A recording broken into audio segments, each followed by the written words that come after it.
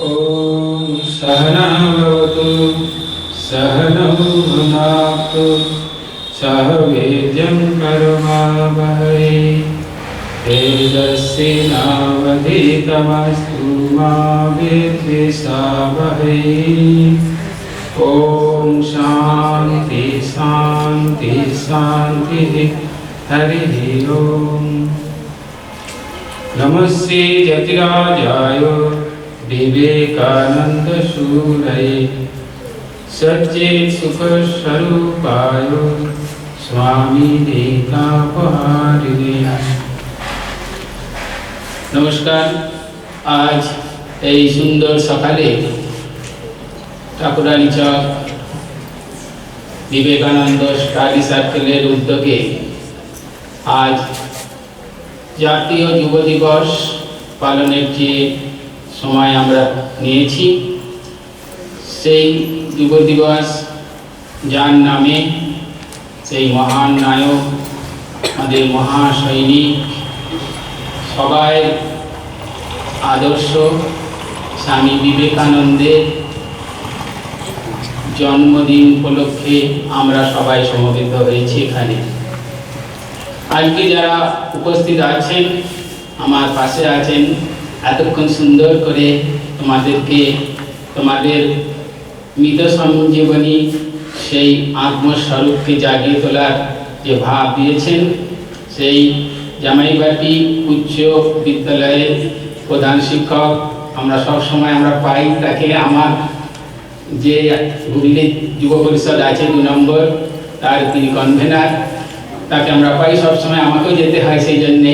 তা সেই আমাদের সশ্রদ্ধ সন্দীপ কুমার সিনহা মহাশয়কে আমার সশ্রদ্ধ নমস্কার, শুভেচ্ছা, ভালোবাসা জানাই। আর এই আশ্রমে যারা কর্তৃপক্ষ আছে, বিশেষ করে আমার সেই শিশিরের আভায় আমাকে আসতে হয়, তা সেই শিশির এবং অন্যান্য যারা আছে এই কর্তৃপক্ষ, তাদেরকে আমার সশ্রদ্ধ নমস্কার, শুভেচ্ছা, ভালোবাসা জানাই। মাস্টারমশাই যারা শিক্ষিকা আছেন তাদেরকেও আমার সশ্রদ্ধ নমস্কার, শুভেচ্ছা। আমার প্রিয় ছাত্রছাত্রী বন্ধু যারা এখানে বসে আছে, এতক্ষণ খুব ভালো ভালো জিনিস খেয়েছে। সেই ভালো ভালো জিনিস খাবার পরেতে বেশি খেলে কি হয় জানো তো? আর আগে শুনলে যে চিবিয়ে না খেলে কি হয় জানো তো? তাহলে চিবিয়ে না খেলে যে অবস্থা হয়, বেশি খেলে ঠিক একই অবস্থা হবে। বিয়ে বাড়িতে যখন বেশি খায়, যতই ওই মিক্সচার খাক, ইন্ডিয়ান খাক, তাতেও কিছু সমস্যা সমাধান করা যায় না। সেই জন্যে খুব সমস্যা আমাদের এই বর্তমান সমাজে, বর্তমান সোসাইটিতে। যেটা নিয়ে আজকের আমাদের কথা এত, যে স্বামীজি আমাদের আদর্শ, আমাদের জীবনে কীভাবে তাকে রূপায়িত করব সেই ভাব নেই। আমরা এতক্ষণ সবাই শুনলাম, আমার শুনতে খুব ভালো লাগছিল, বুঝলে? খুব শুনতে ভালো লাগে, কান্না শুনতে ভালো লাগে, কিন্তু বেশি হলে শুনতে ভালো লাগবে না, এরপর উসকুস করছে কতক্ষণে বাড়ি যাবো। আর আজকে একটু ভালো ভালো খাবারও নাই, বলেছে উপহার দেওয়া হবে। উপহার, উপ তো জানো তো, উপসর্গ, তো উপহার দেওয়া। হারটা নয়, বলেছে উপহার। সেটা কি আছে আমিও জানি না, কিন্তু সেই উপহারের মধ্যে এমন জিনিস আছে সেটা নিলে তোমাদের হয়তো জীবনটাও উন্নত হতে পারে। তো সেই জন্যে প্রথমে হচ্ছে বলা। এতক্ষণ ধরে আমার বলা স্কোপ হচ্ছে এখন এতক্ষণ পরে, তো বলাচ্ছে শোনা ভালো, বলাচ্ছে শোনা ভালো। শুনছিলে তোমরা, দেখো যারা বলছে তাদের কত টেনশন, আমার এখন টেনশন তোমাদের সামনে বলতে হবে। যারা বলে দিচ্ছি চিন্তা করে দেখো, ওইগুলো সব মনে রাখতে হচ্ছে, যদি ভুলে যাই, যদি ভুলে যাই। তেমনি বলাচ্ছে শোনা ভালো, শোনাচ্ছে হ্যাঁ দেখা ভালো। দেখছো মোবাইলে সবসময় দিচ্ছে, শোনাচ্ছে দেখা ভালো, কিন্তু যেটা সবচেয়ে বেশি প্রয়োজন সেটা আমরা কেউ করতে চাই না। সেটা কি বলো দেখি?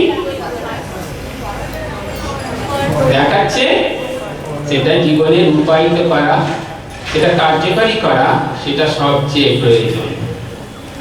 কিন্তু আমরা জীবনে যে কার্যকারী করব, কাকে দেখে করব? একটা আমাদের আদর্শ থাকবে, একটা আইকন থাকবে। সে কি আদর্শ আমাদের? সে আদর্শ তো আমাদের কোনো খুঁজে পাচ্ছি না। সে আদর্শ কোথায় থাকে, তিনি কেমন লোক, এতক্ষণ ধরে আমরা তার কথা শুনলাম, তবুও কি আমরা জীবনে নিতে পারছি?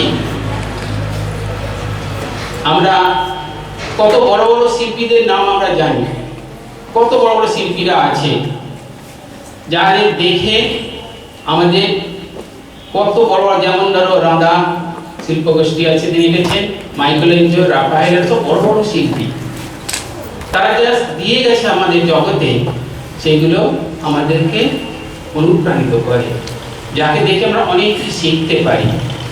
কিন্তু এমন একজন মানুষকে দেখে আমরা জীবনটাকে পাল্টে ফেলতে পারি, এমন মানুষকে খুঁজে পাই না। সেই মানুষটা কি? সেই মানুষটা একজন বলেছিল, সেই দক্ষিণেশ্বরের কুটি বাড়ি থেকে তিনি সবাই উদ্দেশ্যে বলছেন, তোরা কে কোথায় আছিস? যে মানুষটা কাদার তালের মতন ওরকম সেই কলকাতার শিমলাঞ্চলের সেই ডানপিটের নরেনটাকে দুমড়ে মুচড়ে স্বামী বিবেকানন্দ করে দিয়েছিলেন। দিল্লি থেকে বিবেকানন্দ হয়েছিল, এবং সেই বিবেকানন্দ চিকাগো বক্তৃতায়, যে চিকাগো যে ভাষণ হয়েছিল শিকাগোতে 1893 যে হয়েছিল ভাষণ, সেখানে দেখা যাচ্ছে যে আমাদের যে আত্মার মৃত সঞ্জীবনী করে দিয়েছিল, সেখানে আমাদের আত্মাকে জীবিত করে দিয়েছিল, যে ভারত আত্মা জেগে উঠেছিল। এইটা স্বামীজি করেছিলেন। তা সেই জন্যে যখন স্বামী বিবেকানন্দ রূপায়িত হলো, সেটা কিভাবে হলো সে কথা আমরা যাব না, কিন্তু স্বামীজি কিভাবে আমাদের আদর্শ হলো, স্বামীজিকে কেন আমরা গ্রহণ করব, এটা আমাদের জানা দরকার। এতক্ষণ আমরা শুনেছি শ্রীরামকৃষ্ণ একবার একটি ছোট্ট কাগজ নিয়েছিলেন, কাগজ নিয়ে বলেছিলেন, জয় রাধে প্রেমময়ী, নরেন শিক্ষে দিবে, ঘরে বাহিরে হাঁক দিবে। তো নরেন শিক্ষে দিবে, দেখো যে শিল্পীকে দেখে, যে মানুষটাকে দেখে নরেন পরিবর্তন হলো, এবং সেই নরেনকে শ্রীরামকৃষ্ণদেব শরীর যাবার আগে সেই মৃত সঞ্জীবনী দিয়েছিলেন, যাতে তিনি ভারতবর্ষের মানুষকে তথা পৃথিবীর মানুষকে উন্নত করে দিতে পারে। সেটা কি করে করবে? সেই শ্রীরামকৃষ্ণ বললেন, আজ আমার যা শক্তি ছিল তোকে দিয়ে আমি ফতুর হয়ে গেলাম। কি শক্তি দিয়েছিল তাহলে শ্রীরামকৃষ্ণ? শ্রীরামকৃষ্ণের মধ্যে কিছুই ছিল না। শ্রীরামকৃষ্ণ কি ছিল বলো? ছবিটা দেখলে মনে হয় কিছু আছে, একটি কাপড় পরা, তাও পুরোটা ঢাকা নেই। কি এমন দিয়েছিলেন যার মধ্যে এত শক্তি ছিল, এবং সেই শক্তি বলে বলিয়ান হয়ে সেই নরেন আজ স্বামী বিবেকানন্দে রূপান্তরিত হয়েছে। আর সেই নরেন বললেন যে I am A voice without form, আমি এই শরীরহীন এক বাণী তোমাদেরকে দিয়ে যাচ্ছি, যে বাণী শুনলে যে মানুষ বসে আছে সে দাঁড়িয়ে পড়বে, যে মানুষ দাঁড়িয়ে আছে সে দৌড়াবে। তা আমরা আজকে স্বামী বিবেকানন্দের সেই ভাবকে গ্রহণ করব। কিন্তু বর্তমান সোসাইটিতে, বর্তমান সমাজে আমাদের সমাজ ব্যবস্থা যারা চালাচ্ছে, সেই সমাজ ব্যবস্থার কথা আমি কারো নাম করছি না, তারা ব্যক্তি স্বার্থে, দলীয় স্বার্থে আমাদের এই যুব বন্ধুদের, যুব ভাইদের একটা এমন জায়গায় চালিত করছে, তারা একটা ভালো আদর্শ, ভালো মানুষ খুঁজে পাচ্ছে না, যার ফলে যুবকরা কিছু ব্যক্তিগতভাবে পাওয়ার জন্য, ব্যক্তি স্বার্থের জন্য তাদের সঙ্গে মিশে গিয়ে, স্রোতে মিশে গিয়ে আমাদের এই সমাজ ব্যবস্থাকে অধঃপতিত করে দিচ্ছে। তাই আমরা কিভাবে এর থেকে উঠে আসতে পারি?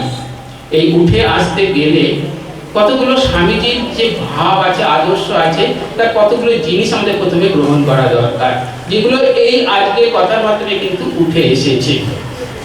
সেগুলো হচ্ছে, প্রথম হচ্ছে আমাদের শ্রদ্ধা থাকা দরকার। স্বামীজি বলছেন যে শ্রদ্ধাবান লভাতে জ্ঞানম, তুমি শ্রদ্ধা না থাকলে কেউ জ্ঞান লাভ করতে পারবে? তুমি তোমার বাবা মাটাকে যদি শ্রদ্ধা না করো, তুমি মাস্টারমশাইকে, শিক্ষকমশাইকে যদি শ্রদ্ধা না করো, তোমার গানের মাস্টারকে যদি শ্রদ্ধা না করো, তোমার তবলা মাস্টারকে শ্রদ্ধা না করো, তাহলে তুমি কি শিখতে পারবে কিছু?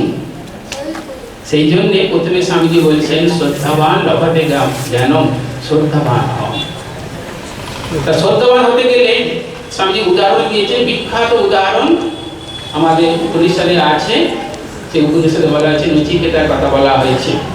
সেই গল্পের মধ্যে আমি যাচ্ছি না, নচিকেতার শ্রদ্ধা হচ্ছে তার বাবা মৃত গরুগুলোকে দান করছিল, সে দেখে তার কষ্ট হয়েছিল, তখন বললো যে আমাকে তুমি কাকে দান করবে? তখন বলেছিল তোকে আমি যমকে দিলাম। তোমার যমের কাছে গিয়ে তিনি আত্মতত্ত্ব শিখেছিলেন।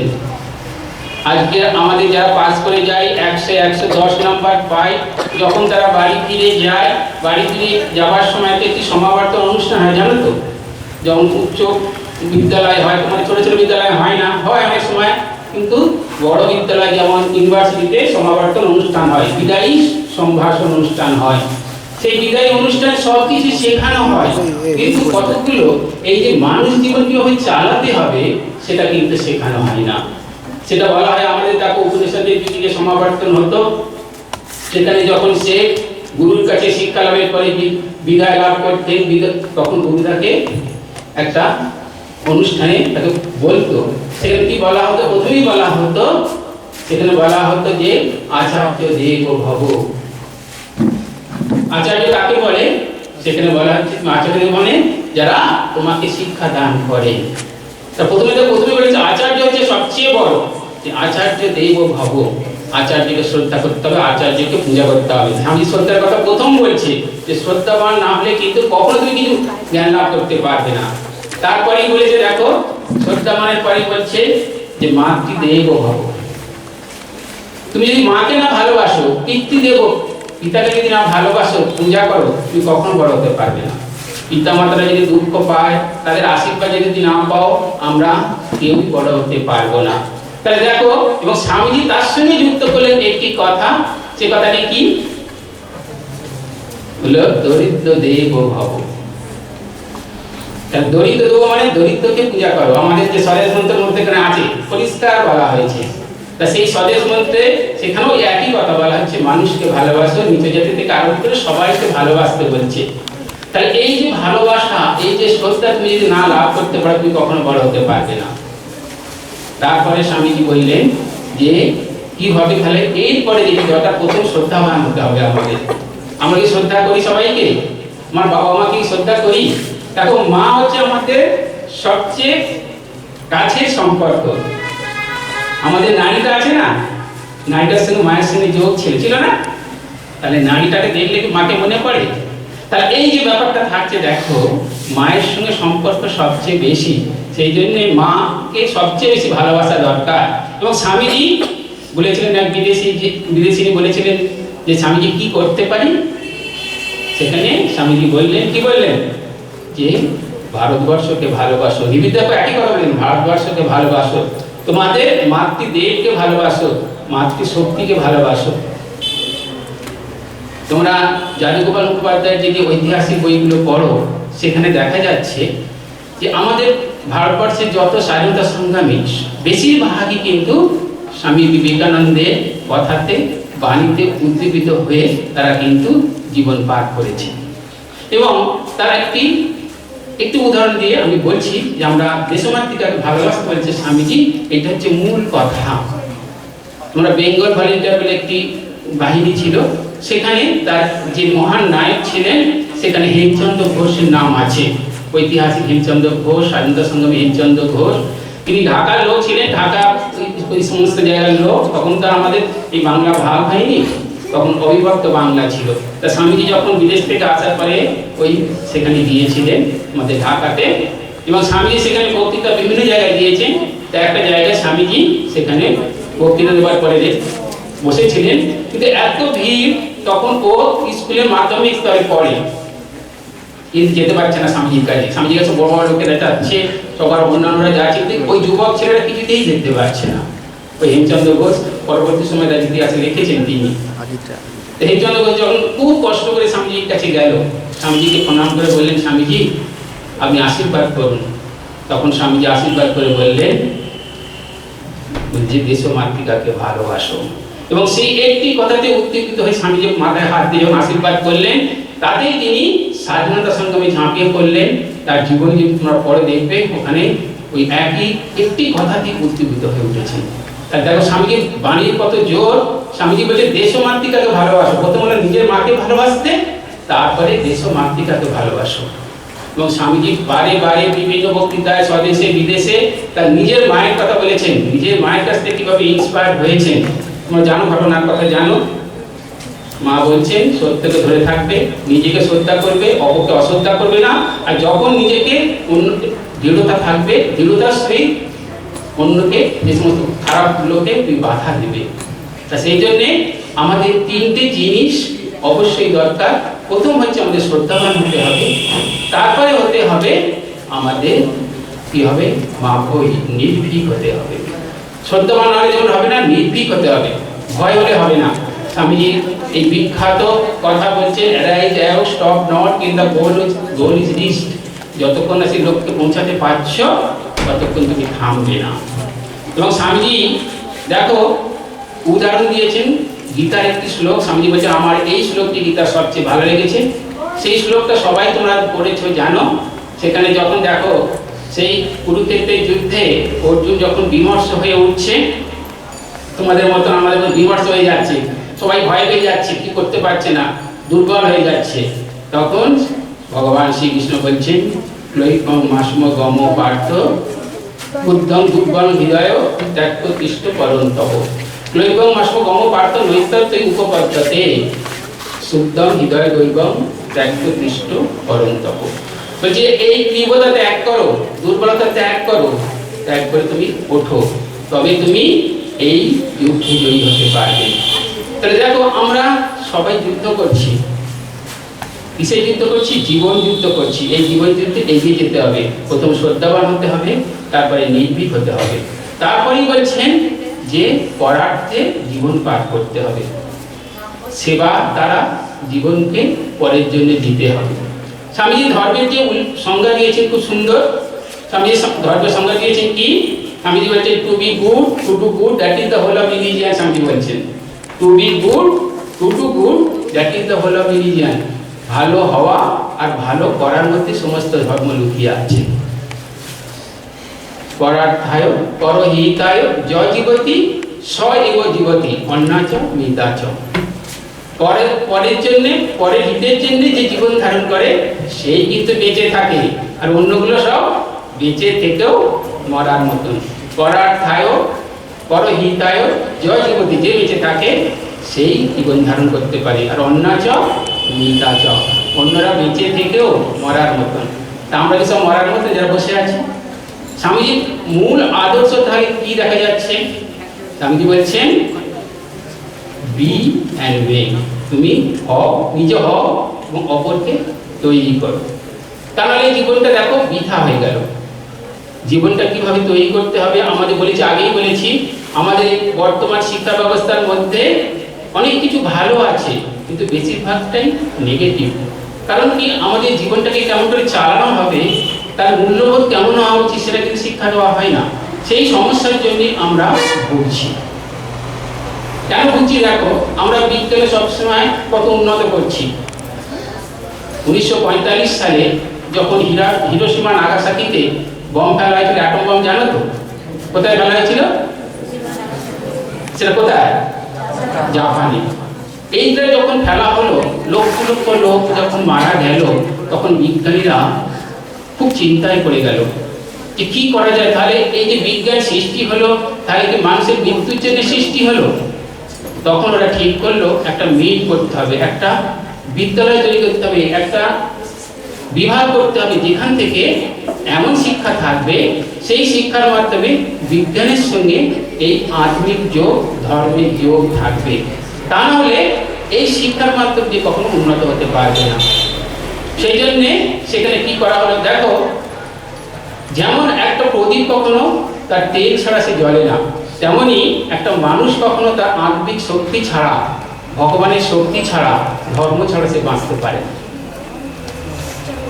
আমাদের বীরেশ্বরানন্দজি দশম প্রেসিডেন্ট মহারাজ বলছেন আজকে আমাদের এই অবনতি, অধোগতির মূল কারণ হচ্ছে যে আমরা শিক্ষা থেকে এই আত্মিক ভাব, আধ্যাত্মিক ভাব, ধর্মকে সরিয়ে রেখেছি, যার ফলে আমাদের এই কোনো মূল্যবোধের উন্নতি, আত্মিক উন্নতি, সেটা কিছুতেই কিছু হচ্ছে না।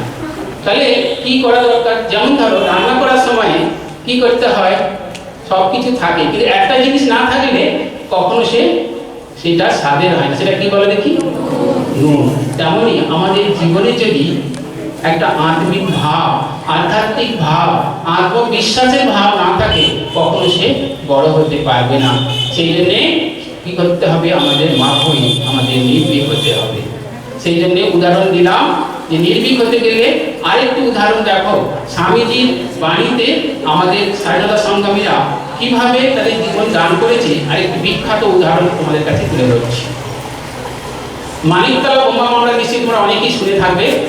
যখন আমাদের স্বাধীনতা সংগ্রাম চলছে, সেখানে মানিকতলার বিখ্যাত বোমা মামলা হয়েছিল। সেই মামলায় যারা স্বাধীনতা সংগ্রামী ছিলেন তারা অনেকেই ধরা পড়ে যায়। তার মধ্যে নরেন গোসাই ছিল, কানাই দত্ত ছিল, এরা সব ছিল। এবারে সাধারণত কি হয়, কোনো মামলা শুরু হলে সেখানে ওরা বলে যে কেউ বলে দেয় তাকে ছেড়ে দেওয়া হবে। মানে ঘটনাটা যদি বলে দেওয়া হয় তাকে তার থেকে মুকুব করে দেওয়া হবে, আর যাদের কথা বলা হলো তারা ধরা পড়ে যাবে, তাদের প্রাণ যাবে। সেই জন্য রাজ সাক্ষী বলা হয়। তাদের মধ্যে একজন ওই প্রাণী বাঁচবার জন্য রাজ সাক্ষী হয়েছিল, তার নাম হচ্ছে নরেন গোসাই। তা সেই নরেন গোসাই রাজ সাক্ষী হওয়াতে ওখানে যে কানাইলাল দত্ত ছিল আর এক স্বাধীনতা সংগ্রামী, আর ভীষণ ক্ষোভ, অভিমান, দুঃখে যে দেশের জন্য প্রাণ দিতে দিল না, সে নিজেকে বাঁচার জন্য প্রাণ দিচ্ছে, তখন সে কি করলো জানো তো? সে তখন বলল সাধারণত ওর ফাঁসির হুকুম হবে। ফাঁসির হুকুম হয়ে গেছে এবং ফাঁসির হুকুমের পরে কি নির্দেশ আছে, তোমার কি শেষ ইচ্ছা? অনেকে থাকে না শেষ ইচ্ছা, ওর সঙ্গে দেখা করবো, এই খাবো। তখন ও শেষ ইচ্ছা প্রয়োগ বলেছিল যে আমি কাঁঠাল খাবো। বুঝলে, আমাদের শেষ ইচ্ছা থাকে না, মরার আগে অনেকে বলে শেষ ইচ্ছা কি, তো ওর শেষ ইচ্ছা ছিল যে আমি কাঁঠাল খাবো। এবং সেই কাঁঠালটি আনা হয়েছিল। কাঁঠালটি খুব বড় হয়, দেখেছে তো? কাঁঠালটা দেওয়া হয়েছিল তাকে। কাঁঠালের ভিতরে একটি জিনিস ছিল, সেইটি চেয়েছিল, কাঁঠাল খেতে চাইনি। কি বলো দেখি? কি বলো? কাঁঠালের ভিতরে একটি পিস্তল রাখা হয়েছিল। তখন এত চেক করা হতো না, তারপরে চেক করা হতো। তার ভিতরে একটি পিস্তল রাখা হয়েছিল। ওই জেলের মধ্যে ওই যে রাজ সাক্ষী হয়েছিল, ওই নরেন গোসাইকে গুলি করে মেরেছিল। কারণ কি, ও বলে দিয়েছিল সব কে কে ছিল ওই মামলাতে, ওই বোমা মামলাতে। এবং যখন ওর ফাঁসি হবে, তখন ওকে ফাঁসির মঞ্চে নিয়ে যাওয়া হবে, দেখা যাচ্ছে যে ওর 14 পাউন্ড ওয়েট বেড়ে গিয়েছিল। দেখো, আমাদের সমাজে যখন মরার ভয় থাকে, যখন মৃত্যু কাছাকাছি আসে, মানুষ ভীত হয়ে তার শরীর মন সব কমে যায়, ছোট হয়ে যায়। কিন্তু ওর শরীরটা 14 পাউন্ড বেড়ে গিয়েছিল। তোকে জিজ্ঞেস করা হয়েছিল কেন তোমার এরকম ওয়েট বেড়ে গেল? তখন বলেছিল স্বামীজি যে জ্ঞান যোগ করতো। তখন আমাদের সব ঐতিহাসিক যারা আমাদের স্বাধীনতা সংগ্রামী, তাদের কাছে বেশিরভাগই স্বামীজির বই আর আমাদের যে আনন্দমঠ, বঙ্কিমচন্দ্রের আর গীতা একটি করে থাকতো। তা ওই যে আমাদের কানাইলাল দত্ত, তিনি কিন্তু ওই বই পড়ে স্বামীজির ভাবে, স্বামীজির বাণীতে, স্বামীজির কথায় উদ্দীপিত হয়ে তিনি দেশের জন্য প্রাণ দিচ্ছেন, যার ফলে তার ওয়েট বেড়ে গিয়েছিল 14 পাউন্ড। চিন্তা করে দেখতে পাচ্ছ? তাহলে স্বামীজি আমাদেরকে কত উন্নত ভাব দিয়ে গেছেন, আদর্শ দিয়ে গেছেন, যার ফলে আমরা দেখতে পাচ্ছি। এবং স্বাধীনতা সংগ্রামী তো যুবকরা বটেই।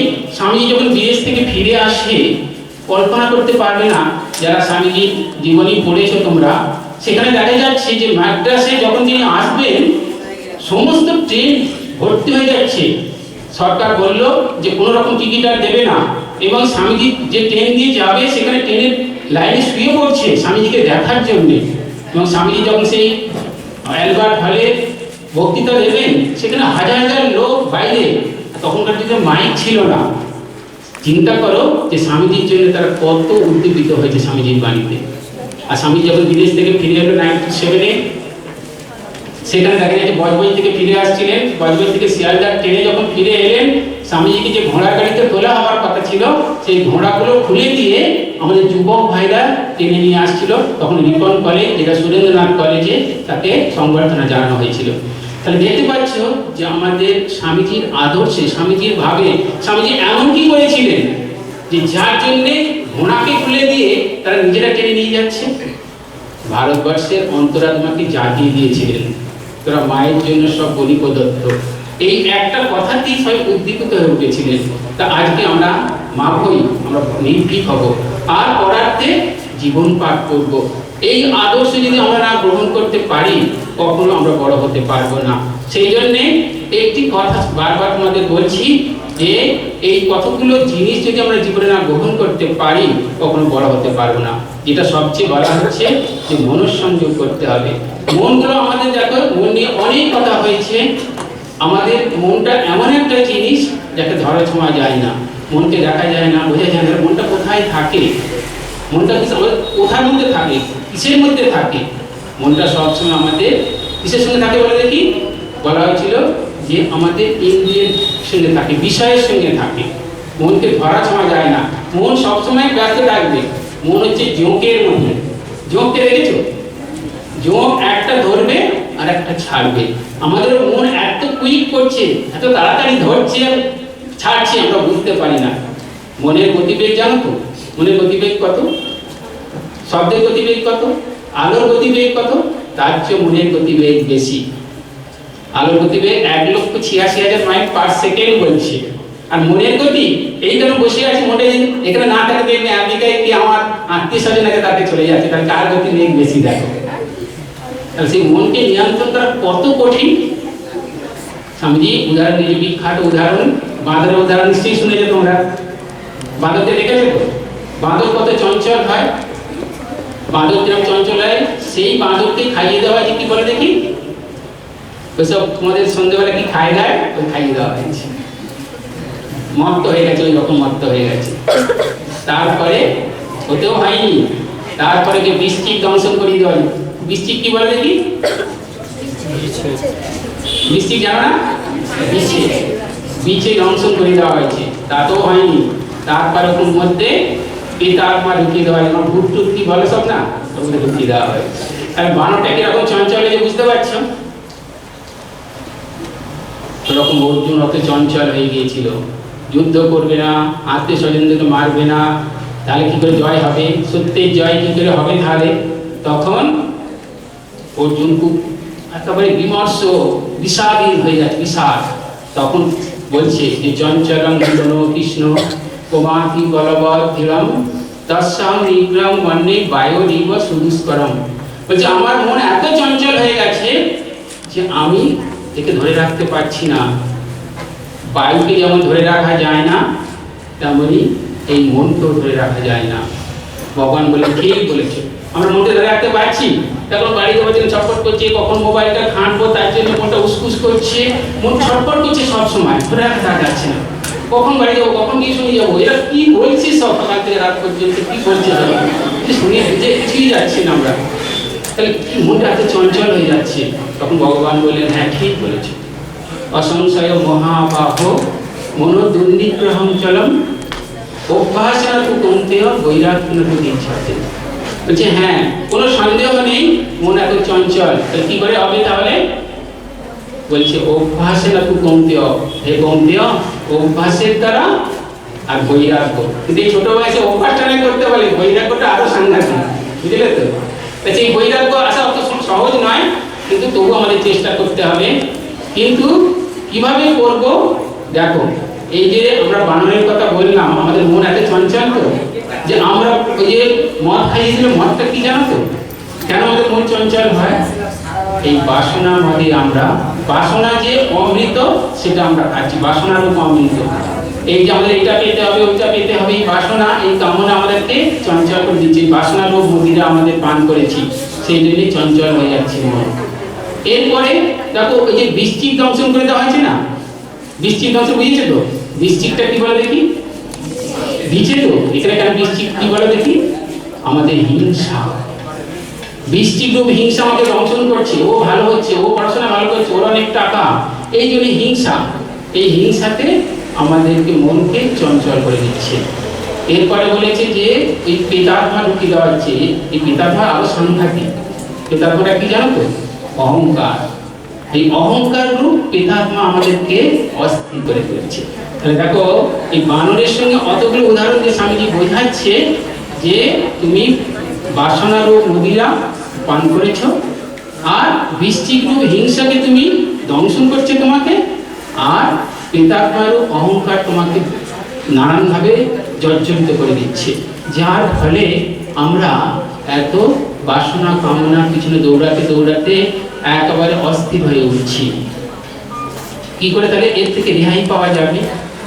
রেহাই পেতে গেলে স্বামীজি বলছেন যে অভ্যাস করতে হবে।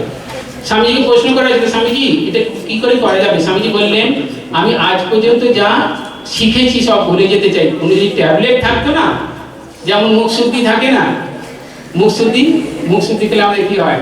যেমন ভালো ভালো জিনিস করলে আমাদের ভালো দেখতে হয়, তেমনি মুখ শুদ্ধি খেলে মুখটা ভালো হয়, কিন্তু মন শুদ্ধি করার কোনো একটা জিনিস ওঠেনি। তাহলে মুখ শুদ্ধি হলে ভালো, মন শুদ্ধি করতে গেলে কি করতে হবে? তাহলে সেখানে আমাদেরকে এই স্বামীজির এমন একটা ভাব গ্রহণ করতে হবে যার ফলেতে আমাদের জীবনটাকে উন্নত হয়ে যাবে। সেই ভাবটা কি? এই ভাবটা হচ্ছে, শেষেরটা হলো, তুমি পরের জন্য জীবনপাত করবে। স্বামীজি বলছেন যে পরের জন্য যে জীবনপাত করবে সেই বেঁচে থাকবে। পরের জন্য সমস্ত জীবনকে দিয়ে দেওয়া। স্বামীজি তার শিষ্যদের যখন তিনি সন্ন্যাসের দীক্ষা দেওয়ার পরে তাদেরকে বিদেশে যাওয়ার আগে দিয়ে বলছেন যে তোরা পরের জন্য জীবন দান কর, শুদ্ধ হও, পবিত্র হও, পরহিতায় জীবনপাত কর, এই আমার শেষ ইচ্ছা। তা পরের জন্য জীবনপাত করা কজন আমরা পারি বলো দেখি? পরের জন্য জীবনপাত করতে কেই বা পারে আমাদের বলো? একমাত্র যারা এই দেশের জন্য প্রাণ দিয়েছে, আমরা দেখছি স্বাধীনতা সংগ্রামে, আর পরবর্তী সময়তে অনেকেই জীবন দিচ্ছে কিন্তু সম্পূর্ণভাবে জীবন পার করতে পারে না। তাহলে কি করতে হবে আমাদের এখন বলে দেখি? আমাদেরকে স্বামীজির যে আসল ভাব সেটা হচ্ছে আমাদেরকে মানুষ হতে হবে। স্বামীজি বলছে পৃথিবীর সবচেয়ে মূল্যবান জিনিস কি বলে দেখি? যদি যত জিনিস আমাদের পৃথিবীতে এসেছে সবচেয়ে মূল্যবান জিনিস কি? সোনা, রূপা, কত জিনিস আছে, প্লাটিনাম, পৃথিবীতে সবচেয়ে মূল্যবান জিনিস কি বলে দেখি? কে বলতে পারে দেখি? হ্যাঁ ঠিক, মানুষ। ঠিক বলেছে, মানুষের জীবনই হচ্ছে, কারণ মানুষই সব করতে পারে। দেখো এই সোনা, রূপা, প্লাটিনাম সব মানুষই করছে। আবার এই মানুষই খুন করতে পারে, আর মানুষই সবচেয়ে বেশি ভালোবাসতে পারে। সখার প্রতি কবিতাটা শুনছিলাম মিন্ময় ভট্টাচার্যের, আমার খুব প্রিয় কবিতা। স্বামীজি তার জীবনের কোনো জীবনী লিখে যাননি, কিন্তু স্বামীজির ওই সখার প্রতি কবিতাটা যদি পড়ো, সেখানে স্বামীজি তার সমস্ত জীবনটাকে তুলে ধরেছে। প্রথম থেকে ভালো করে সুন্দর করে দেখবে, পড়বে, ভাববে যে স্বামীজি তার জীবনটাকে কিভাবে দিয়েছেন। এবং স্বামীজি ঠাকুরের কাছে যে প্রিয় আদর্শ পেয়েছেন, জীবে প্রেম করে যেই জন সেই জন সেবিছে ঈশ্বর, বহুরূপে সম্মুখে তোমার ছাড়ি কথা খুঁজিছ ঈশ্বর। জীবে প্রেম করে যেই জন সেই জন সেবিছে ঈশ্বর। এই মহান ভাব তিনি আমাদের কাছে দিয়ে গেছেন। স্বামীজি তখন নরেন এই ভাবটা যখন ঠাকুরের কাছে শুনলেন, তিনি শপথ নিয়েছিলেন, প্রতিজ্ঞা করেছিলেন, ভগবান যদি কখনো সময় দেন তাহলে আমি এই মহান বাণীকে, মহান ভাবকে মানুষের কাছে ঘরে ঘরে পৌঁছে দেব। এই মহান ভাবটা এইটাই পৌঁছে দেওয়াই আমাদের আসল কাজ। সেই জন্য বেশি কিছু করতে হবে না। তোমরা এক কাজ করবে, কি করবে বলো তো? এই যে আজকে এতদিন অনুষ্ঠান শুনলে কি তোমরা পেলে বলো দেখি? মানে তো পাওয়ার জন্য আসে, কি পেলে তোমরা আজকে? বলে কিচ্ছু পাইনি, ওই এক কান দিয়ে ঢুকেছে আর এক কান দিয়ে বার হয়ে গেছে, আমরা কিছুই পাইনি ঘরে। কি পেলাম তাহলে? পেলাম হচ্ছে স্বামীজির ভাব, স্বামীজির আদর্শ, সেটা জীবনে রূপায়িত করতে হবে। শুনলাম তারপর কান দিয়ে বার হয়ে গেল, সেটা কিন্তু আমাদের আসল ভাব নয়।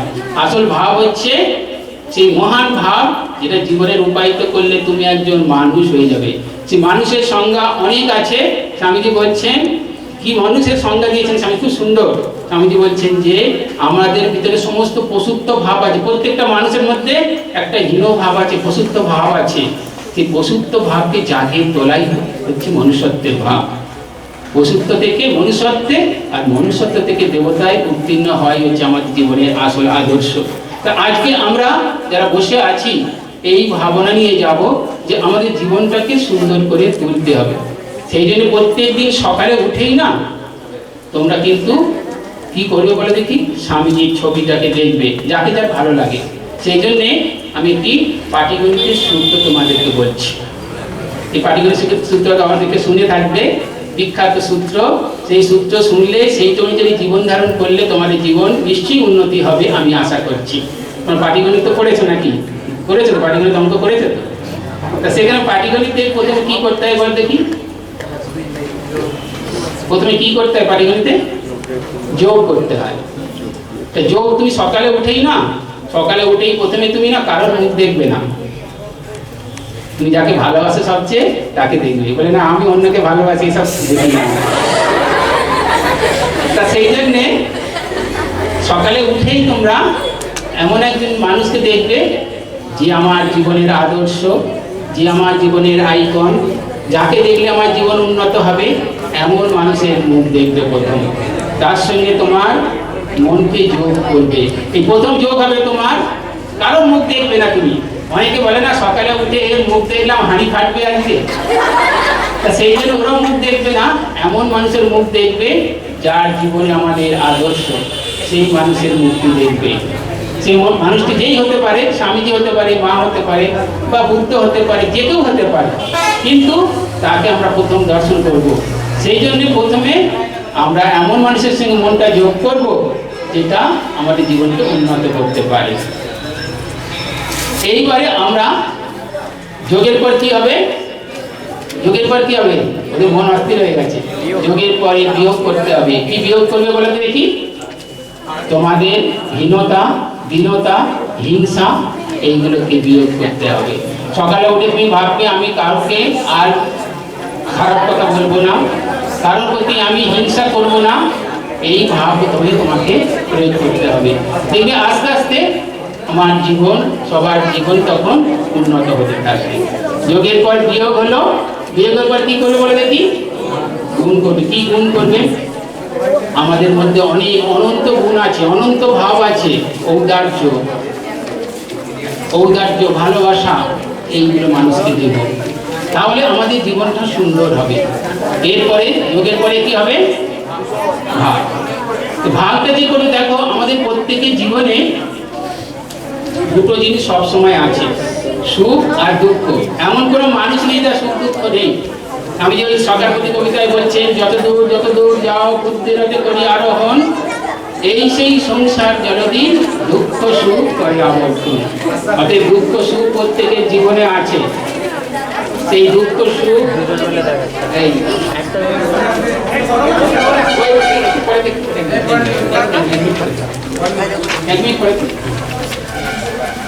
এই ভাগ করে তবে ভাগে দেখো, এই ভাগাভাগি হচ্ছে আমাদের, এই জিনিসগুলো ভাগাভাগি ঠিকই আছে। আমরা এখন বাড়িতে ফিরবো, সবাই আমরা অস্থির হয়ে উঠেছি। সেই জন্য আমাদের জীবনটা দেখো, প্রত্যেকের জীবনে সুখ দুঃখ আছে। সেই জন্য মোবাইল দেখো না, প্রত্যেকের জীবনের সুখ দুঃখ ভাগ করছে। এই তোর কি হয়েছে, সুখ দুঃখ ভাগ করে নিচ্ছে। এই সুখ দুঃখ ভাগ করে নিতে শিখতে হবে, তা নাহলে কিন্তু কষ্ট আছে। তোমার প্রত্যেকের জীবনের একটা না কাউকে আদর্শ মানুষ থাকে, আদর্শ বন্ধু থাকা দরকার, যেটা তোমার মনের দুঃখ কষ্টকে অপরকে শেয়ার করতে পারে। আমরা যখন শেয়ার দেখছেন, কত রকম শেয়ার আছে, সবাই বুঝেছে মোবাইলে কত রকম শেয়ার করা হচ্ছে। তাহলে এমন জিনিস শেয়ার করব যাতে আমাদের সুখ দুঃখটাকে ভাগ করে নেব, আমাদের জীবনটাকে উন্নত করা যাবে। আর বেশি কিছু বলা যাবে না, কারণ তোমাদের মন অস্থির হয়ে যাচ্ছে। কারণ মনকে নিয়ন্ত্রণ করার জন্য এত কথা, কিন্তু মন এখন চঞ্চল হয়ে উঠছে বাড়ি ফেরার জন্যে। কিন্তু তা সত্ত্বেও তোমাদের বলছি যে তিনটি জিনিস অবশ্যই আমাদের দরকার, যে শ্রদ্ধাবান হতে হবে, আর কি করতে হবে? নির্ভীক হতে হবে, আর পরহিতায় জীবন পার করতে হবে। এই জীবনের আমাদের প্রধান আদর্শ স্বামীজি যেটা সেই মধ্যে বলছেন যে বি অ্যান্ড মেক, নিজেকে তৈরি করতে হবে আর অপরকে দিতে হবে। এই আমাদের মহান আদর্শ। সেই আদর্শকে আমাদের রূপায়িত করতে পারবো, তারাই জীবন ধন্য হবে। শেষে বলি, তোমরা এই সাধারণ জিনিস বলে মনে করলে সাধারণই মনে হবে, তুমি ভালো জিনিস মনে করলে ভালো হবে। দেখো কি সুন্দর একটা জিনিস রয়েছে। দেখো দুধ যায় যখন রাস্তা দিয়ে, দুধ খেলে মানুষ পুষ্টি সাধন করে, বল পায়, সেটা সহজে যায়, মানুষ কিন্তু নিতে চায় না। একটু আগে নিলেও বলে দুধ আর এমন কোনো জিনিস, সেটাকে আর গ্রহণ করে কি হবে, আমরা দুধ খেতে চাই না। কিন্তু এমন একটা জিনিস খুব গোপনে বিক্রি হয়, অন্য কোনাকুনিতে বিক্রি হয়, কেউ জানতে পারে না, সেইটির জন্য কিন্তু খুঁজে ঠিক বার করে আনে। কি বলে দেখি? মদ। দেখো আমাদের জীবনটাও ওই রকম, আমরা ভালো জিনিসটাকেও গ্রহণ করতে চাই না, কোথায় খারাপ জিনিসটা আছে সেইটা আমরা খুঁজে খুঁজে বার করি, সেটা কিন্তু যেখানেই থাক সেইটা আমরা বার করি। তা সেই জন্যে আমরা ভালো জিনিস পাচ্ছি, আমরা নিচ্ছি না, কিন্তু আমরা খারাপ জিনিসের খুঁজে আমরা ব্যস্ত হয়ে পড়বো। সেই জন্য আরেকটি সূত্র দিয়ে তোমাদের শেষ করছি। এবিসি জানো? এবিসি মানে কি? এবিসি একটি ফেজ। এবিসি মানে হচ্ছে প্রাথমিক জ্ঞান। ABC avoid bad company. ABC avoid bad company. সবসময় মন্দ সর্গ ত্যাগ করতে হবে, মানে খারাপ যে উপসর্গগুলো ত্যাগ করতে হবে, খারাপ বন্ধুকে ত্যাগ করতে হবে, খারাপ দিক ত্যাগ করতে হবে। অ্যাভয়েড ব্যাড কোম্পানি মানে খারাপ সঙ্গ করা যাবে না। Avoid bad company. আরেকটা বলছে যে ABC always, ABC always be কুল। মাথাটা ঠান্ডা রাখতে হবে। যদি মাথা ঠান্ডা না রাখো তাহলে কোনো শিখতে পারবে না। এবিসি। আরেকটা কি হয়? Always be careful. ABC always be careful. সবসময় সতর্ক থাকতে হবে, তো ব্যাড কোম্পানি যাতে না হয়। খারাপ সঙ্গ গেলেই তুমি কুসঙ্গে নরকবাস হয়ে যাবে, আর সুসর্গে স্বর্গবাস হয়ে যাবে। তা স্বর্গটা আমাদের কোথায় আছে? স্বর্গ কোথাও আছে আমাদের? মনে হয় স্বর্গ? স্বর্গ সব এখানেই আছে। সেই উদাহরণটা দিয়ে আমি শেষ করবো। সবাই অস্থির হয়ে উঠেছ? উদাহরণটা হচ্ছে, একজন প্রতিবেশী সে যীশুখ্রিস্টকে প্রশ্ন করেছিল যে স্বর্গে যাবার কি রাস্তা। আমরা স্বর্গে যাবো তো সবাই? যারা বসে স্বর্গে যেতে চাও তোমরা যাবে? স্বর্গ কোথায় আছে দেখো, যীশুখ্রিস্ট কি বলছে। যীশুখ্রিস্ট বলছে, তো প্রতিবেশী প্রশ্ন করলো যে স্বর্গে কি করে যাওয়া যায়, স্বর্গে যাওয়ার রাস্তা কি? আমাদের রাবণজি স্বর্গের সেই সিঁড়ি বানাতে পারেন, তার জন্য উত্তর থেকে গেছে, জানো তো? তোমাদের সেই স্বর্গের সিঁড়িটা আমি বলে দিচ্ছি, দেখো যীশুখ্রিস্ট যেটা বলেছে। তখন যীশুখ্রিস্ট ওকে উল্টে প্রশ্ন করছে, তোমার শাস্ত্রে কি বলা আছে? বলছে তোমার শাস্ত্রে বলা আছে। ওই নিজে উত্তর দিচ্ছে, বলছে তুমি ভগবানকে হৃদয়ে আপন করে নেবে আর প্রতিবেশীকে নিজের মতো করে আপন করে ভালোবাসবে। তখন ও সমস্ত প্রশ্ন করছে, তাহলে প্রতিবেশীকে, প্রতিবেশীকে ভালোবাসবো, প্রতিবেশীটা কে? দেখো প্রতিবেশী কে? তোমার পাড়া প্রতিবেশী তুমি কেউ জানো না? প্রতিবেশী কারা জানো তো? কাকে ভালোবাসো কিভাবে? তখন ও বলছে, তখন যীশুখ্রিস্ট একটা অনেক গল্প উদাহরণ দেয়, তো সামারিটানের অনেক গল্প আছে তোমরা জানো, তার একটি গল্প তখন এই যীশুখ্রিস্ট বলছে যে একজন সামরীয় টান, একজন নিচু কাস্টের মানুষ রাস্তায় যেতে যেতে ওই যারা সব বদমাস ওই লুণ্ঠন করে আধমার করে ফেলে দিয়ে গেছে। সেই সময় এক ধর্মযাজক সেই রাস্তা দিয়ে যাচ্ছিল, সে সাহায্যের জন্য হাত বাড়িয়ে দিতে বললো। সে দেখলো কিন্তু কিছুই করলো না। তারপরে কিছুক্ষণ পরে ওই গির্জা থেকে আরেকজনকে গান করে, সে গায়ক ওই রাস্তাতে ফিরে যাচ্ছে, তাকেও সাহায্যের হাতে বাড়াতে বললো। তখন সেও সাহায্য করলো না, সেও দেখলো কিছুক্ষণ, দেখার পরে ফিরে গেল। এরপরেতে আরেকজন মানুষ এলো, নিচু কাস্টের মানুষ, সে দেখলো, দেখার পরে তার কাছে গেল, গিয়ে তার কাপড় ছিঁড়ে তার ক্ষতস্থানগুলো বেঁধে দিল।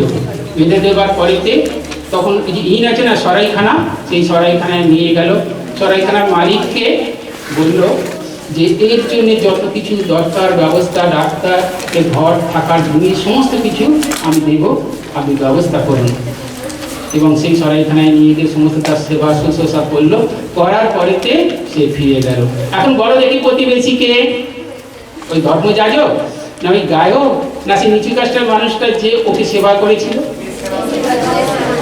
আমরাও তাই, যারা এই প্রতিবেশীকে ভালোবাসবো, প্রতিবেশীকে নিয়ে যাব, আমাদের দেশমাতৃকাকে ভালোবাসবো। স্বামীজির কথায় দেশমাতৃকাকে ভালোবাসো, তাহলে তুমি বড় হয়ে উঠবে।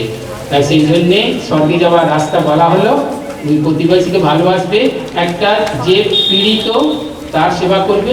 স্বামীজি আরও বলছেন যে নিরক্ষণ মানুষকে তুমি যদি তাকে নিরক্ষরতা দূর করতে পারো, সেটাও তোমার বিখ্যাত হয়ে যাবে। আব্রাহাম লিঙ্কন আমেরিকার রাষ্ট্রপতি হয়েছিল। আব্রাহাম লিঙ্কন একদিন ঘোড়ায় রাগ করে যাচ্ছে রাস্তা দিয়ে, যেতে যেতে তিনি দেখলেন একটা বুবড়ে পোকা, দেখেছো তো বুবড়ে পোকা? ও বুবড়ে পোকাটা সবসময় উল্টে যায়, দেখেছো? তো ওদিকে বুবড়ে পোকাটাকে দেখে তখন ওই ঘোড়ার দিকে নেবে বুবড়ে পোকাটাকে সোজা করে দিল। আর উল্টে যাই যেতেও পারে, কিন্তু সোজা করে দিল। দিয়ে পরবর্তী সময় লিখছেন জীবনী যে ওই পোকাটার যেমন আমি সাহায্য করেছি, আমি মানুষের যদি সাহায্য করতে পারি, জীবনকে উন্নত করতে পারি, তাহলে আমি বড় হতে পারবো। আমি নিজে বলছে। তা সেই জন্যে এই একটা মানুষের জন্য যদি দান করতে পারি জীবনটা, তাহলে আমাদের জীবন ধন্য হবে।